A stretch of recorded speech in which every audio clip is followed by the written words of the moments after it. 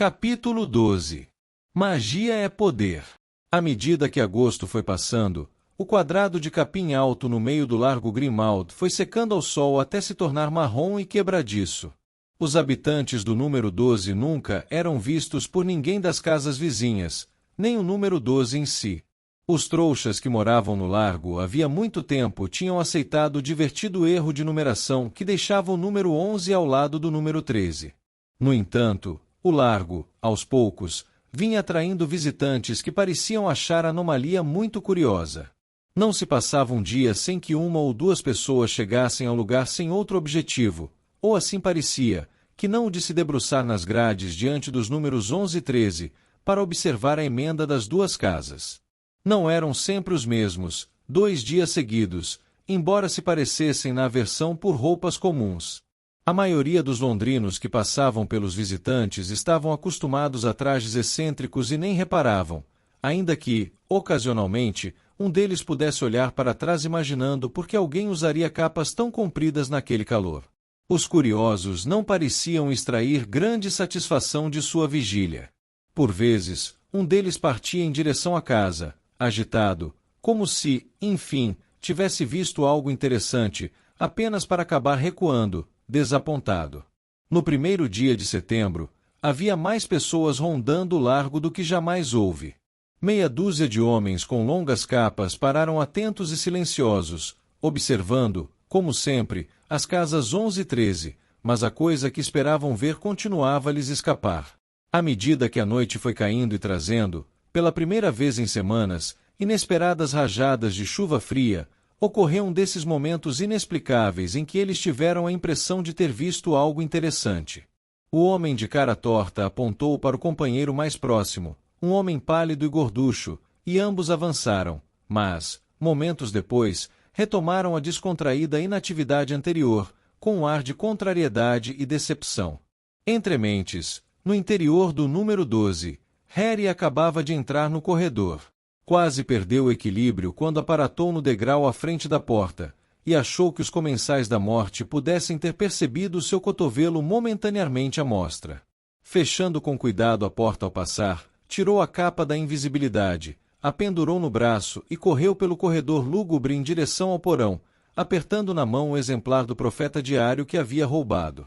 O sussurro habitual de Severo Snape saudou-o. O vento gelado passou por ele e sua língua enrolou por um instante. Eu não o matei, respondeu, quando pôde, e prendeu a respiração enquanto o espectro poeirento explodia. Aguardou até alcançar a metade da escada da cozinha, fora do alcance da Sra. Black e da nuvem de poeira, para gritar. Trouxe notícias, e vocês não vão gostar. A cozinha estava quase irreconhecível. Todas as superfícies agora brilhavam. As panelas e tachos de cobre tinham sido polidos até adquirirem um brilho rosado, o tampo da mesa de madeira luzia, as taças e pratos, já postos para o jantar, cintilavam à luz das chamas vivas que dançavam na lareira, onde fumegava um caldeirão.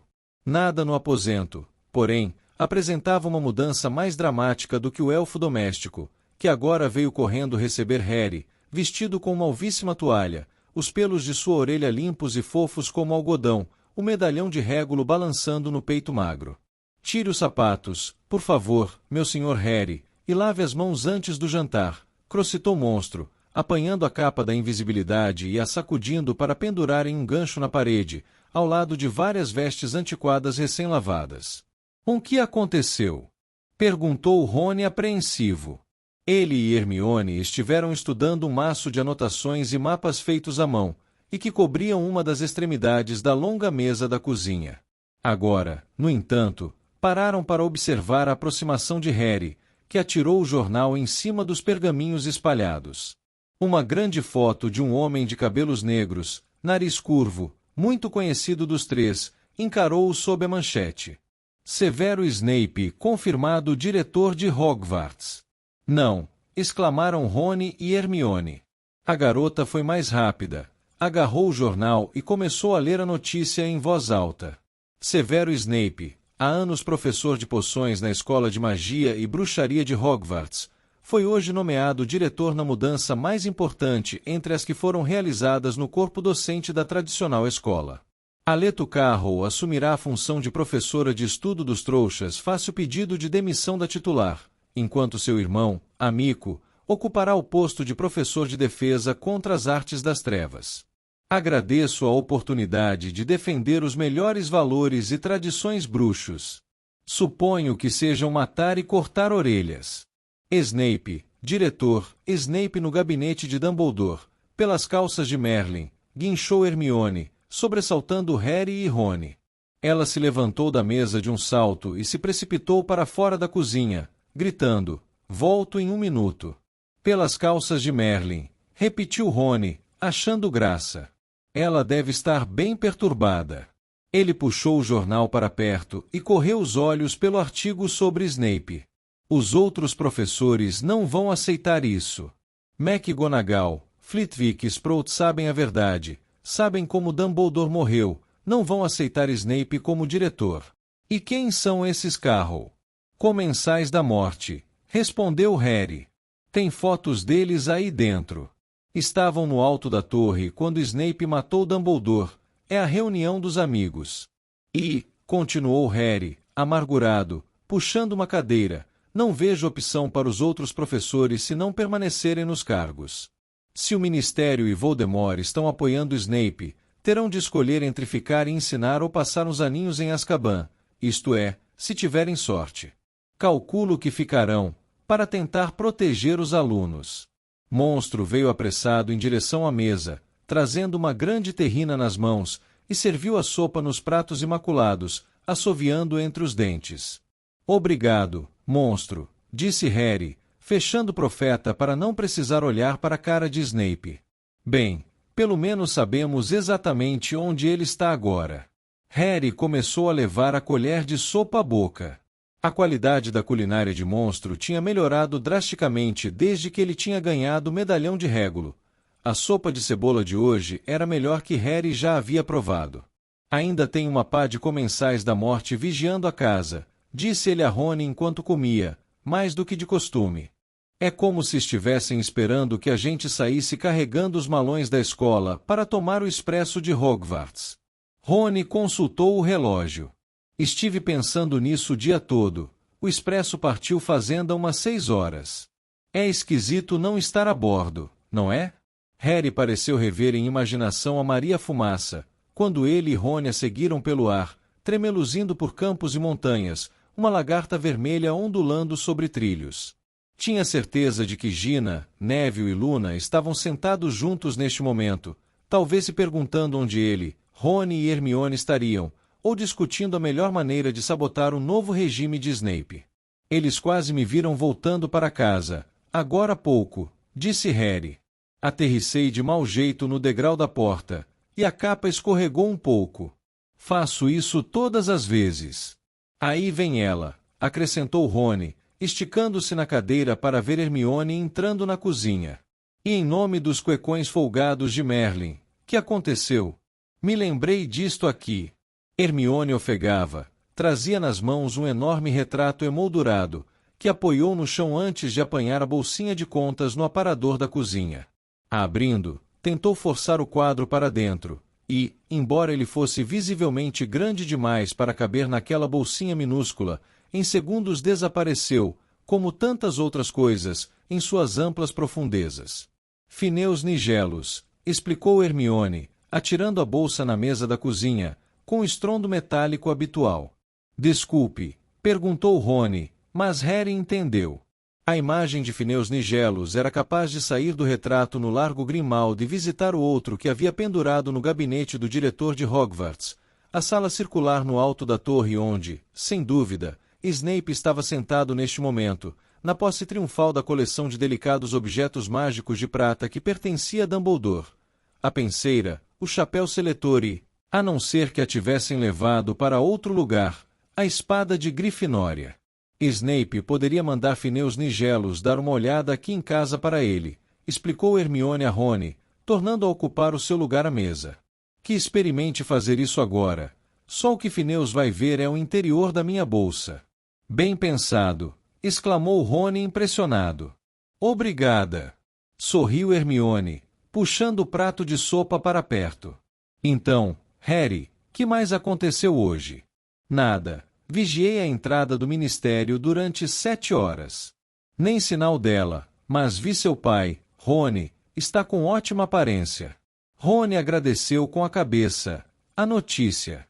Eles tinham concordado que era perigoso demais tentar se comunicar com o Sr. Weasley entrando ou saindo do ministério, porque estava sempre cercado por outros funcionários. Tranquilizava, porém, vê-lo nesses rápidos relances, mesmo que parecesse muito ansioso e esgotado. Papai nos contou que a maioria dos funcionários do ministério usa a rede de Flu para ir trabalhar, disse Rony. É por isso que não temos visto a Umbridge, que jamais andaria a pé. Ela se acha muito importante. E aquela velha bruxa engraçada e o bruxo miúdo de vestes azul marinho? Perguntou Hermione. O cara da manutenção mágica, respondeu Rony. Como sabe que ele trabalha na manutenção mágica? Tornou Hermione, com a colher de sopa suspensa no ar. Papai falou que todo mundo que trabalha no departamento usa vestes azul marinho. Mas você nunca nos disse isso. Hermione largou a colher e puxou para perto o maço de anotações e mapas que ela e Rony estavam examinando quando Harry entrou na cozinha. Não há nada aqui que fale em vestes azul marinho, nada, disse ela, folheando os papéis febrilmente. Ora, faz mesmo diferença. Rony, tudo faz diferença. Se vamos entrar no ministério sem nos trair, sabendo que eles estão super atentos aos intrusos, cada detalhezinho faz diferença. Já repassamos isso 1000 vezes, quero dizer, de que adiantam todas essas viagens de reconhecimento se você nem se dá o trabalho de nos dizer. Caramba, Hermione, esqueci uma coisinha. Você entende, não, que no momento é provável que não exista lugar mais perigoso para nós no mundo do que o ministério dá. Acho que devíamos agir amanhã, disse Harry. Hermione parou de falar, o queixo caído. Rony engasgou-se um pouco com a sopa. Amanhã, respondeu Hermione. Você não está falando sério, Harry. Estou. Acho que não estaremos melhor preparados do que estamos, mesmo se continuarmos a rondar a entrada do ministério mais um mês. Quanto mais adiarmos, mais distante o medalhão ficará. E sempre há uma boa chance de que a Umbridge tenha jogado fora. A coisa não abre. A não ser, lembrou Rony, que ela tenha arranjado um jeito de abrir e esteja possuída. Não faria a menor diferença. Ela já era maligna desde o começo, disse Harry, sacudindo os ombros. Hermione mordia os lábios, absorta em seus pensamentos. Já sabemos tudo o que é importante, continuou Harry, dirigindo-se à amiga. Sabemos que pararam de aparatar e desaparatar no ministério. Sabemos que só os funcionários mais graduados podem ter suas casas ligadas à rede de Flu, porque Rony ouviu aqueles 2 inomináveis reclamando. E sabemos, mais ou menos, onde fica a sala da Umbridge, por aquela conversa que você ouviu do cara com o colega. Estarei no nível 1, a Dolores quer me ver, repetiu Hermione imediatamente. Exato, disse Harry. E sabemos que eles entram usando umas moedas engraçadas, ou fichas, ou o que sejam, porque vi aquela bruxa pedindo uma emprestada à amiga. Mas não temos nenhuma. Se o plano funcionar, arranjaremos, continuou Harry calmamente. Não sei não, Harry. Tem um montão de coisas que podem dar errado, são tantas as que dependem da sorte. Isso não vai mudar, mesmo que a gente gaste mais 3 meses se preparando, replicou Harry. A hora é essa.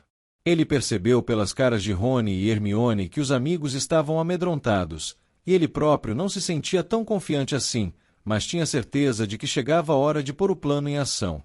Tinham gastado as 4 semanas anteriores se revezando sob a capa da invisibilidade para espionar a entrada oficial do ministério, que Rony, graças ao Sr. Weasley, conhecia desde a infância. Os garotos tinham seguido funcionários a caminho do ministério, ouvido suas conversas e descoberto, através de cuidadosa observação, quais deles apareciam infalivelmente sozinhos, à mesma hora todos os dias. De vez em quando, tinham tido oportunidade de furtar um profeta diário da pasta de alguém. Aos poucos, foram preparando os diagramas e anotações agora empilhados diante de Hermione. Tudo bem, disse Rony lentamente, digamos que a gente tente amanhã. Acho que devíamos ir só o Harry e eu. Não comece com isso outra vez, suspirou Hermione. Pensei que isso já estava decidido. Uma coisa é ficar parado nas entradas protegido pela capa, mas desta vez a coisa é diferente, Hermione. Rony apontou para um exemplar do Profeta Diário de 10 dias antes. Você está na lista dos nascidos trouxas que não se apresentaram para o interrogatório. E você supostamente está morrendo de sarapintose na toca.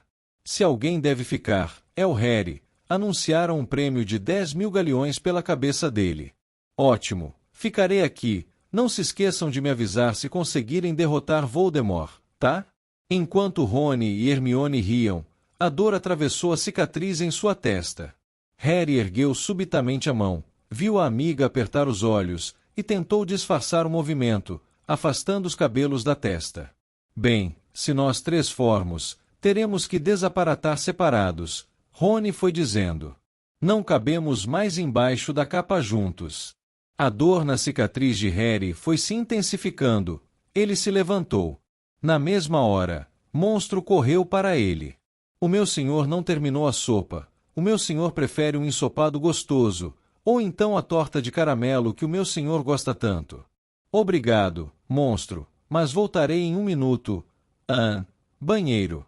Consciente de que Hermione o observava desconfiada, Harry subiu correndo a escada até o corredor de entrada e dali ao primeiro andar, onde embarafustou pelo banheiro e trancou a porta.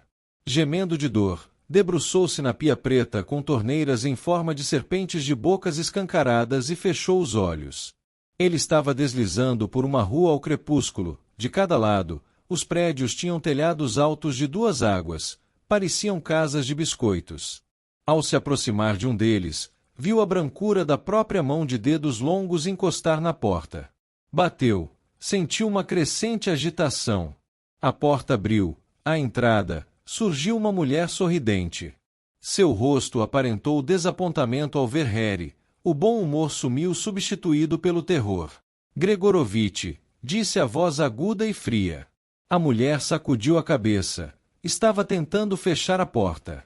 A mão branca a segurou com firmeza, impedindo que a mulher o deixasse de fora.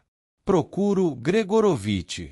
Ervot Ernikmer, exclamou ela, balançando a cabeça. Não conheço ele. Ele não mora aqui. Abandonando a tentativa de fechar a porta, ela começou a recuar para o hall escuro, e Harry entrou, deslizando ao seu encontro. As mãos de longos dedos sacaram a varinha. Onde está ele? Das Vaisichnik. Ele mudar, não saber. Ele ergueu a varinha. Ela gritou. 2 crianças entraram correndo no hall. Ela tentou protegê-las com os braços. Houve um lampejo de luz verde. Harry, Harry. Ele abriu os olhos. Estava caído no chão. Hermione batia com força na porta. Harry, abra. Tinha berrado. Sabia que sim. Levantou-se e destrancou a porta. Hermione entrou aos tropeços, recuperou o equilíbrio e olhou para os lados, desconfiada. Rony vinha logo atrás, parecendo nervoso ao apontar a varinha para os cantos do banheiro gelado. O que estava fazendo? Perguntou Hermione com severidade. Que acha que eu estava fazendo?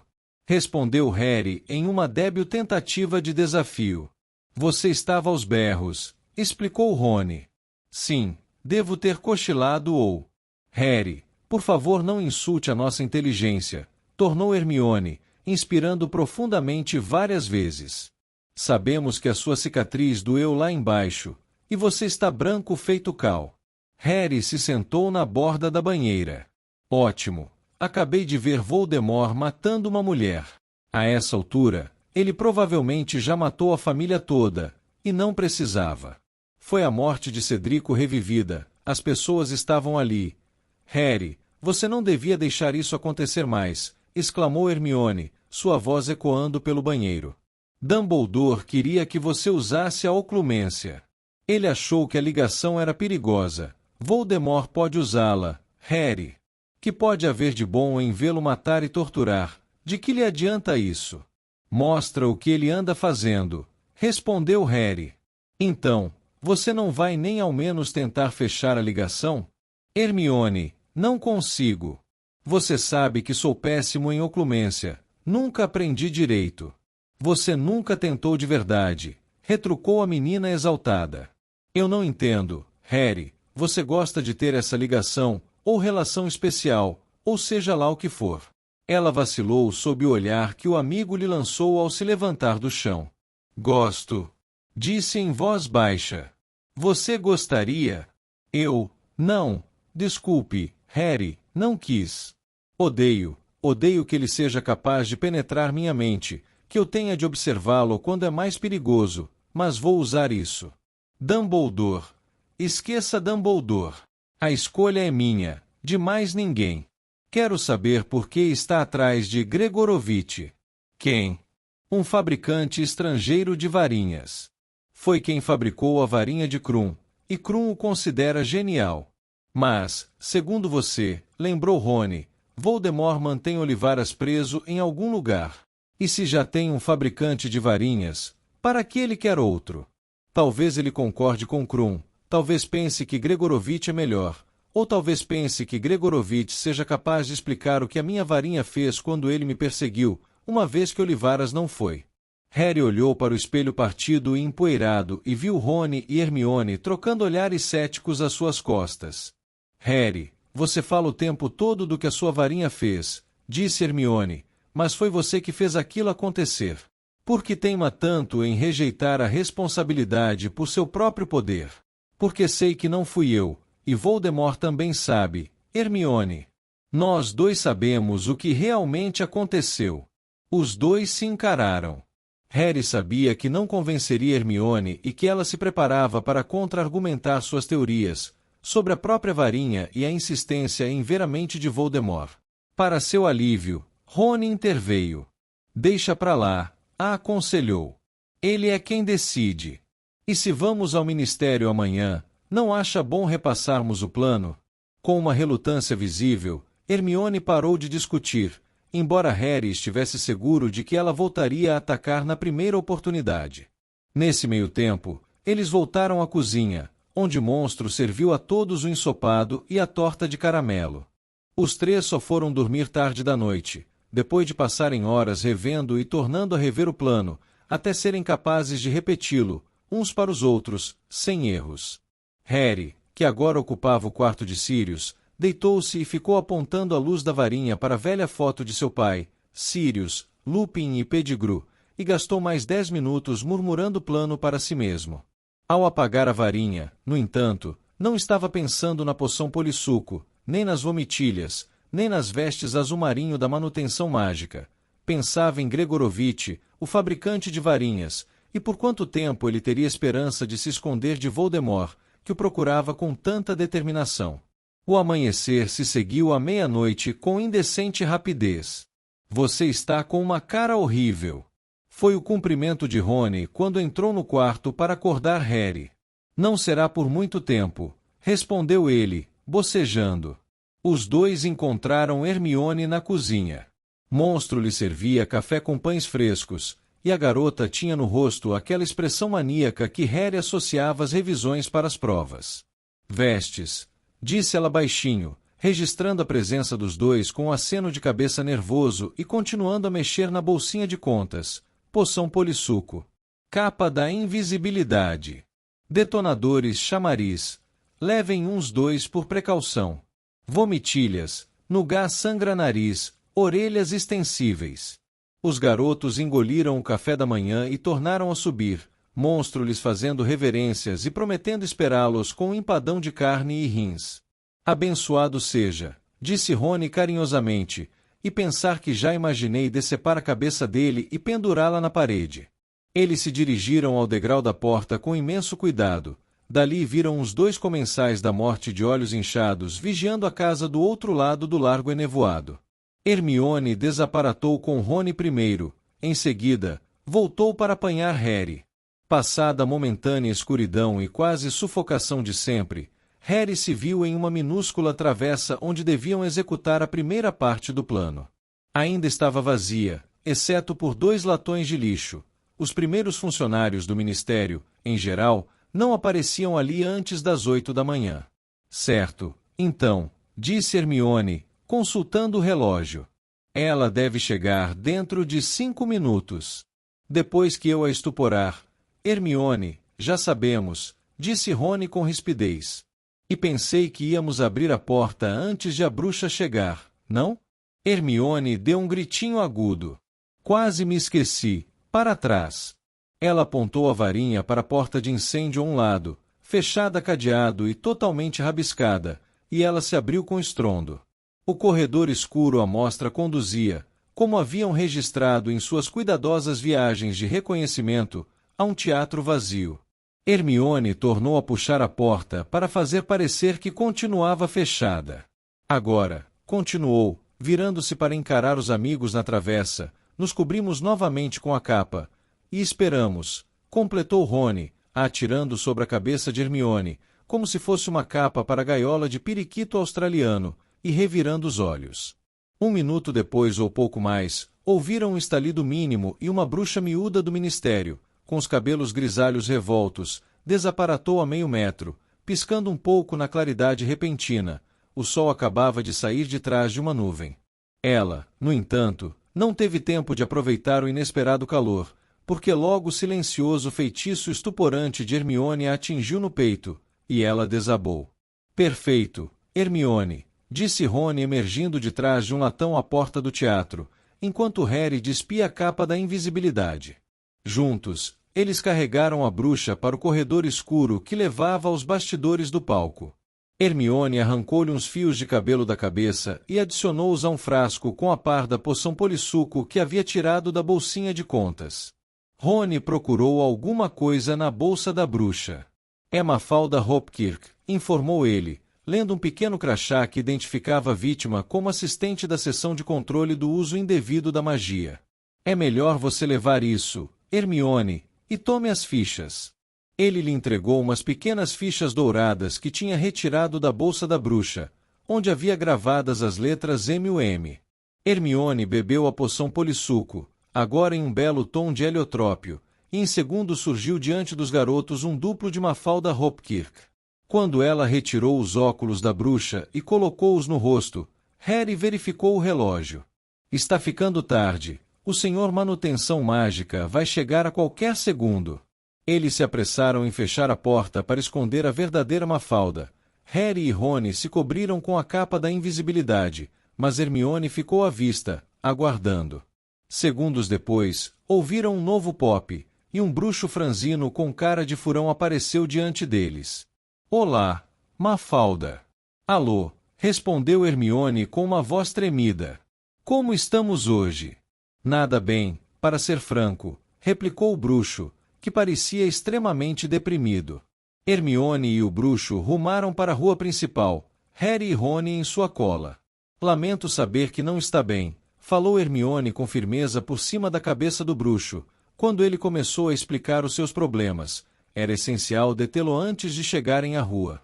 Tome, coma uma bala. Ah, não, obrigado. Eu insisto, tornou Hermione agressivamente, sacudindo o saco de pastilhas em seu rosto. Com um ar assustado, o bruxo franzino se serviu de uma. O efeito foi instantâneo. Assim que a colocou sobre a língua, ele começou a vomitar tanto que nem reparou quando Hermione lhe arrancou um punhado de cabelos do alto da cabeça. Coitado, exclamou ela, enquanto o bruxo sujava a travessa de vômito. Talvez seja melhor tirar o dia de folga. Não, não. O homem tinha engasgos e ânsias, tentando prosseguir, embora estivesse incapaz de andar direito. Tenho que, hoje, tenho que ir. Mas isso é uma tolice, disse Hermione alarmada. Você não pode trabalhar nesse estado. Acho que devia ir ao Centemungus e pedir para darem um jeito em você. O bruxo caiu agachado, arquejante, ainda tentando chegar à rua principal. Você simplesmente não pode ir trabalhar assim, exclamou Hermione. Por fim, ele pareceu aceitar que a colega tinha razão. Agarrando-se a uma Hermione enojada para se pôr de pé, ele rodopiou e desapareceu sem deixar nada, exceto a pasta que Rony tirou de sua mão enquanto ele andava com alguns pedaços de vômito no ar.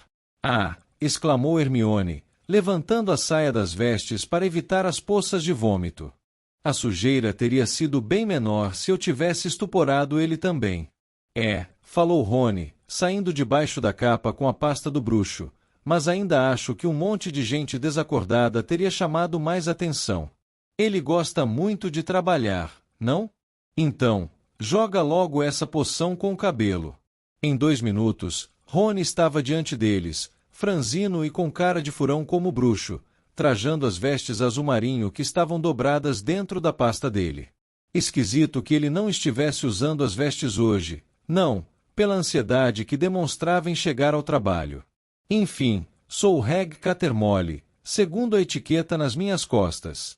Agora, espere aqui, disse Hermione a Harry, que continuava sob a capa da invisibilidade. Voltaremos com alguns cabelos para você. O garoto teve que esperar 10 minutos, que lhe pareceram bem mais longos, rondando sozinho a travessa suja de vômito, ao lado da porta que ocultava Mafalda estuporada. Finalmente, Rony e Hermione reapareceram.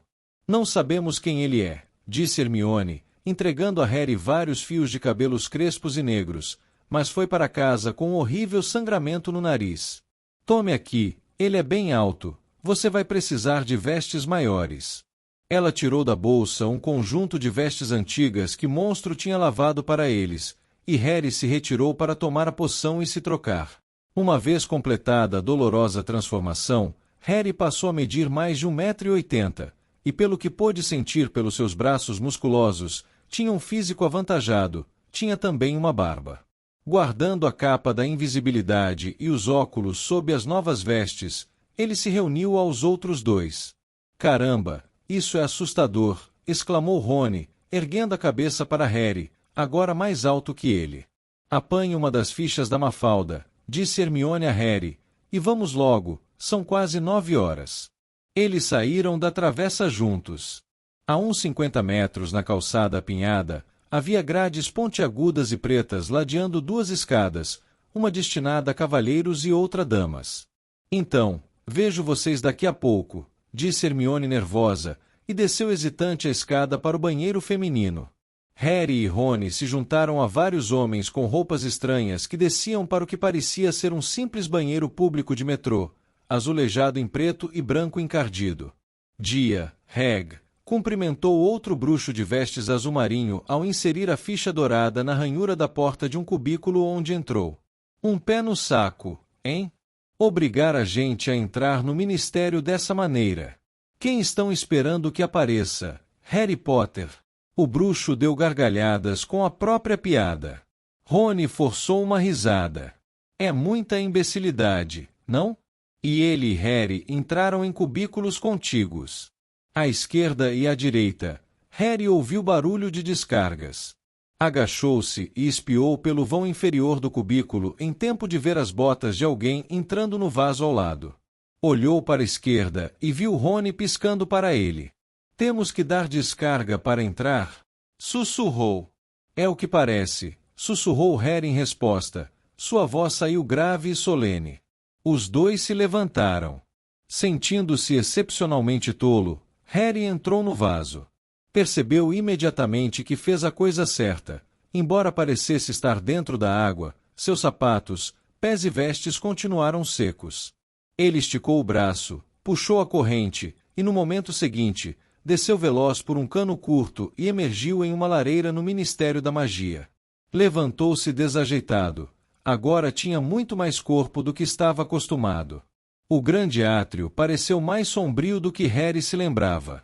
Antigamente, uma grande fonte dourada ocupava o centro do saguão, projetando focos tremeluzentes no assoalho e nas paredes de madeira lustrosa. Agora, uma gigantesca estátua de pedra negra dominava o ambiente. Era um tanto apavorante essa enorme escultura de uma bruxa e um bruxo sentados em tronos entalhados, contemplando os funcionários ejetados das lareiras abaixo. Gravadas em letras de 30 centímetros de altura na base da estátua, havia as palavras: Magia é poder. Harry recebeu uma forte pancada atrás das pernas. Outro bruxo acabava de voar para fora da lareira às suas costas. Sai do caminho. Não. Ah, desculpe, Runcorn. Visivelmente assustado, o bruxo careca afastou-se depressa.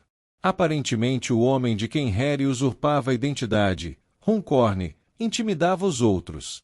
Sil ouviu ele e, ao olhar para os lados, avistou uma bruxa miudinha e um bruxo da manutenção mágica com cara de furão gesticulando para ele do outro lado da estátua. Rápido, Harry foi se reunir aos dois. Você entendeu tudo, então? Cochichou Hermione para ele. Não, Harry ainda está preso na bosta, disse Rony. Muito engraçado. É horrível, não é? Comentou ela para Harry, que estudava a estátua. Você viu no que eles estão sentados? Harry olhou com mais atenção e percebeu que aquilo que imaginou serem tronos ornamentados eram, na realidade, esculturas humanas. Centenas de corpos nus, homens, mulheres e crianças, todos com feições idiotas e feias, torcidos e comprimidos para sustentar os bruxos com belos trajes. Trouxas, sussurrou Hermione. No lugar que realmente lhes cabe. Andem, vamos indo. Eles se juntaram ao fluxo de bruxos e bruxas que se dirigiam para as grades douradas no fim do saguão, espiando a toda volta o mais discretamente possível, mas não viram sinal do vulto característico de Dolores Umbridge. Passaram pelos portões e entraram em um hall, onde se formavam filas diante das 20 grades douradas que encerravam igual número de elevadores. Tinham acabado de entrar na mais próxima, quando uma voz chamou, Catermole. Olharam. O estômago de Harry revirou. Um dos comensais da morte que havia presenciado a morte de Dumbledore vinha a largos passos em sua direção. Os funcionários do ministério, próximos aos garotos, ficaram em silêncio, de olhos baixos. Harry sentiu o medo que perpassava por eles, em ondas. O rosto carrancudo e ligeiramente abrutalhado do homem destoava de suas vestes magníficas e amplas, bordadas com fios de ouro. Alguém na multidão à volta dos elevadores cumprimentou, bajulador, Dia e Axley. O homem ignorou todos. Pedi a alguém da manutenção mágica para dar um jeito na minha sala. Catermole, ainda está chovendo lá dentro. Rony olhou para os lados como se esperasse que mais alguém intervisse, mas ninguém falou. Chovendo na sua sala. Isso é mal, não? Rony deu uma risada nervosa. Os olhos de Axley se arregalaram. Você está achando graça, Catermole, é? Umas 2 bruxas saíram da fila do elevador e se afastaram afobadas. Não, respondeu Rony, é claro que não. Você se dá conta de que estou descendo para interrogar sua mulher, Catermole? Na verdade, estou muito surpreso que você não esteja lá embaixo segurando a mão dela enquanto espera. Já desistiu de ajudá-la porque se convenceu de que não vale a pena. Provavelmente tem razão. Da próxima vez, certifique-se de que está casando com alguém de sangue puro. Hermione deixou escapar um gritinho de horror. Yaxley virou-se. Ela tossiu baixinho e se afastou. Gaguejou Rony. Mas se minha mulher fosse acusada de ter sangue ruim, disse Yaxley, não que alguma mulher com quem eu tenha casado pudesse ser confundida com essa ralé, e o chefe do departamento de execução das leis da magia precisasse de um serviço, eu daria prioridade a esse serviço, Catermole. Você está me entendendo? Estou. Então vá cuidar disso, Catermole, e se minha sala não estiver completamente seca dentro de 1 hora, o registro sanguíneo de sua mulher estará sob uma dúvida maior do que já está. A grade dourada diante deles abriu estrepitosamente. Com um aceno de cabeça e um sorriso desagradável a Harry, que ele evidentemente esperava que apreciasse o tratamento dispensado a Catermole, Yaxley saiu majestosamente em direção a outro elevador. Harry, Rony e Hermione entraram no outro, que aguardavam, mas ninguém os acompanhou. Parecia que tinham uma doença contagiosa. As grades se fecharam com um ruído metálico e o elevador começou a subir. Que vou fazer? Perguntou Rony na mesma hora, aos outros 2. Ele parecia incapacitado. Se apareço, minha mulher, quero dizer, a mulher de Catermole. Iremos com você, devemos ficar juntos, começou Harry, mas Rony sacudiu a cabeça febrilmente. Isso é loucura, não temos tanto tempo assim. Vocês 2 vão procurar a Umbridge, e eu vou resolver o problema na sala de Yaxley. Mas como vou fazer parar de chover? Experimente Finite Incantatem. Respondeu Hermione imediatamente. Isso deve fazer parar a chuva, se ela for um feitiço. Se não parar, é porque deu defeito em algum feitiço atmosférico, o que será mais difícil de consertar. Então, experimente Impervius, para proteger os pertences dele provisoriamente. Repete isso, devagar, disse Rony procurando desesperado, uma pena nos bolsos, mas naquele momento o elevador parou com um tranco. Uma voz feminina incorpórea anunciou, nível 4, Departamento para Regulamentação e Controle das Criaturas Mágicas, que inclui as divisões de feras, seres e espíritos, seção de ligação com os duendes, escritório de orientação sobre pragas. As grades tornaram a se abrir e entraram 2 bruxos e vários aviões de papel lilás claro que esvoaçaram em torno da luz no teto do elevador. Dia, Alberto, cumprimentou um homem de costeletas peludas, sorrindo para Harry. Ele deu uma olhada em Hermione e Rony quando o elevador recomeçou a subir rangendo. Hermione agora cochichava, freneticamente, instruções para Rony. O bruxo se curvou para Harry, malicioso, e murmurou, Dirk Creswell, hein? Da ligação com os duendes. Uma boa divisão, Alberto. Agora estou seguro de que vou conseguir o emprego dele. O bruxo deu uma piscadela. Harry retribuiu o sorriso, esperando que fosse suficiente. O elevador parou. As grades se abriram. Nível 2, Departamento de Execução das Leis da Magia, que inclui a seção de controle do uso indevido da magia, o Quartel-General dos Aurores e Serviços Administrativos da Suprema Corte dos Bruxos, anunciou a voz incorpórea. Harry viu Hermione dar um discreto empurrão em Rony e o amigo saiu logo do elevador seguido por outros bruxos, deixando os dois a sós.